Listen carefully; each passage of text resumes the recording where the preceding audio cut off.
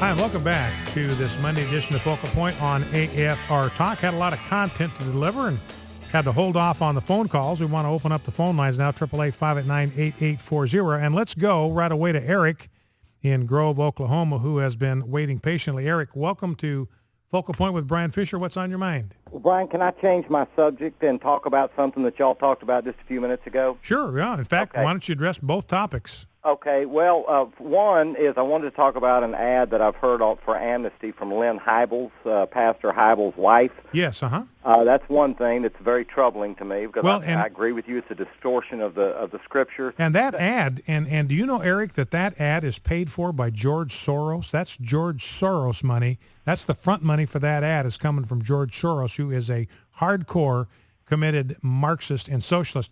And Lynn Hybels is the wife of Bill Hybels, who is the pastor at Willow Creek Church outside of in Illinois, somewhere outside Chicago, which is one of the leading evangelical churches in the country. Well, I tell you, there's a lot of hanky-panky going on. There's this statement of solidarity with Muslims that he has signed, Hybels has signed, Rick Warren, and others, that is also very troubling to me. And that's one thing, Brian. If I could just add that to this, y'all talked about the man said that God hates his enemies. And Psalm 5, verse 5 says, thou hatest all workers of iniquity. Psalm 11:5 says, the Lord trieth the righteous, but the wicked and him that loveth violence his soul hated. Now, here's what I want to say about that, Brian, regarding enemies. Take for example, we're fighting in a battle, in war with Germany, with the Nazis. Mm-hmm, mm-hmm. We would be trying to kill our enemies. Now, absolutely. Now, here's the thing.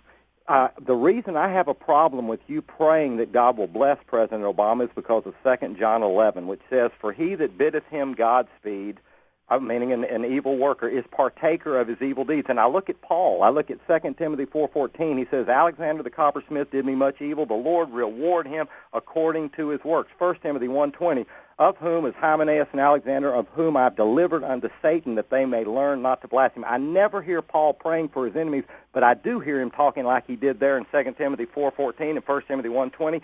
And furthermore, Brian, God has the right to hate anybody he wants to because we've all transgressed his will and he's a holy God. You and I don't have the right. Now, David, he did hate his enemies. It says so in the Psalm 139. He hated his enemies, and we have to distinguish between our enemies. If my neighbor makes me mad, I don't have a right to hate him over that. But if he is an enemy of the cross of Jesus Christ, do I? I don't know. This is a question to me. I really don't know. David said I did. I don't really know. That's something that I labor with, but I know God has the right, and he says he hates the wicked. You and I don't have the right to, because you know what? Except for the grace of God, we were born with a wicked heart too. Mm-hmm. Well, and the way I would put this together, Eric, is that if somebody is an enemy of the truth, they're an enemy of the light, they are an enemy of what is best and right for people and what is best and right for America, then we have to fight them. We don't have to hate them. We don't have to have this visceral hatred for them, but we have to fight them tooth and nail because what they want is bad for people. We've got to contest their ideas. We've got to contest their agenda. We've got to say, look, I have nothing personal against you, but if you're going to continue to peddle those lies, I am your enemy. I am your adversary because I have to stop what you are trying to do because it's destroying the lives of people and it's destroying the fabric of America. Well, can I ask you a question, Brian? Yes, sir. Do you think that when you pray that God, now let me say this, is my prayer for the president or any wicked man is that God will save them. Now, but therefore I cannot pray God to bless him. Do you think you're violating, and I'm not pointing fingers or nothing, I'm just asking you, do you think that it's a violation of 2 John 11 to pray that God blesses a man? No. When God says that if we bid him that wicked doer Godspeed, we're a partaker of his evil deeds. Yeah, what John is talking about is endorsing somebody who promotes these ideas and agreeing with them and supporting them and promoting them. So he says, if you got somebody that's out there peddling error, and instead of fighting that, you bless that activity, you say, that's great, keep it up, then you're bringing a curse down on your own head. That's what John is talking about there. When somebody's peddling error, you don't put up with it, you don't capitulate to it, you can still love the person that's peddling the error, but you are not going to let them peddle that error without confrontation. And what John was talking about is inviting these people to speak to your church. and fill the pulpit of your church and teach your flock. He says, don't do that because you are blessing something that God cannot bless.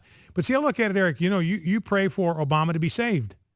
I mean, there is no greater blessing than eternal salvation. You are praying for Obama, for God to bless Obama, because you're praying for him to be saved. I mean, that's a way bigger blessing than any of the smaller blessings that I may pray for him.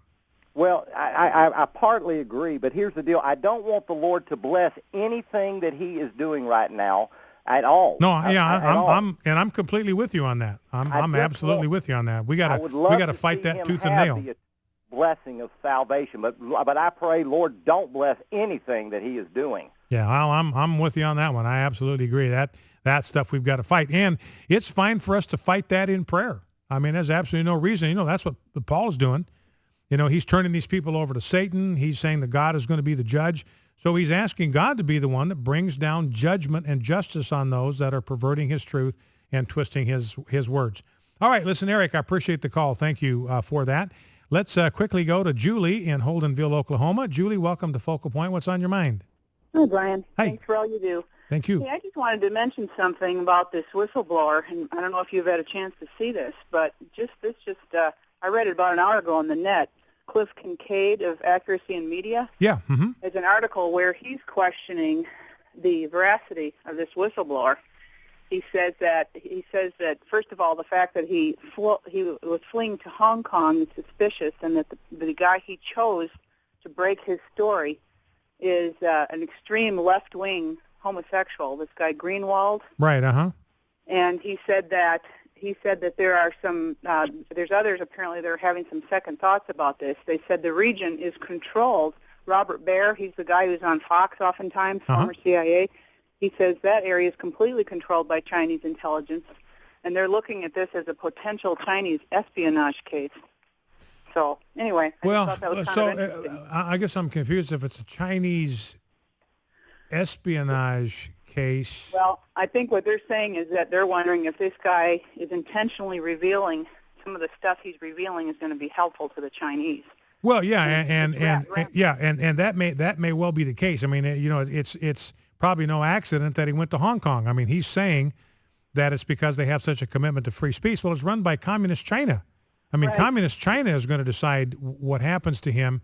So, I wouldn't have any problem believing that somehow the Chinese government has made it possible for him to be in Hong Kong and have made some kind of, promises to him. I don't doubt that at all.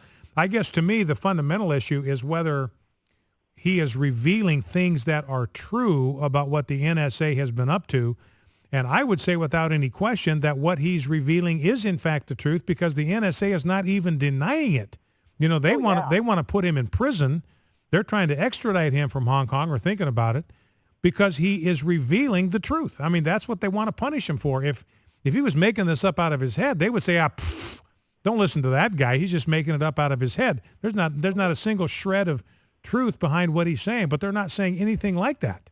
So I thought it was interesting, though. I mean, I think he's a bad guy either way you look at it. I mean, I'm not a bad guy necessarily. They're doing bad things, the NSA, but it's interesting to me that he might be hand in glove, doing this for the Chinese, and of course, that's the way these things work. And I'd put it this way, maybe that's possible, and I have a lot of respect for Cliff Kincaid, and we ought to explore every possibility here. But it seems to me that it wouldn't serve the interests of the Chinese government for this to become public information, because the American people are outraged by this.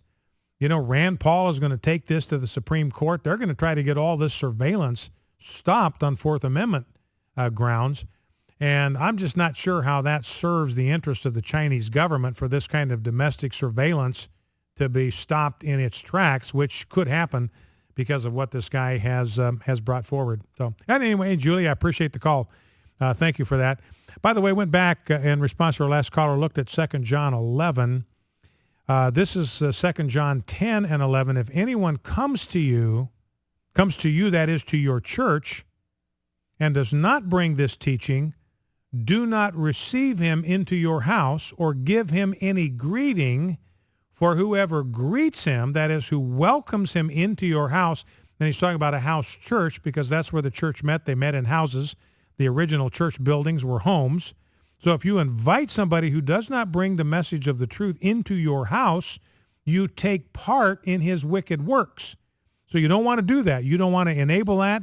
If you allow for that, if you provide for that, if you welcome him into your church family, you allow him to peddle error to the people that you're responsible to shepherd, then you are as culpable for what happens as he is. So that is the context there in 2 John. Let's go to David, Livingston, Texas. David, welcome to Focal Point. Brian Fisher, what's on your mind?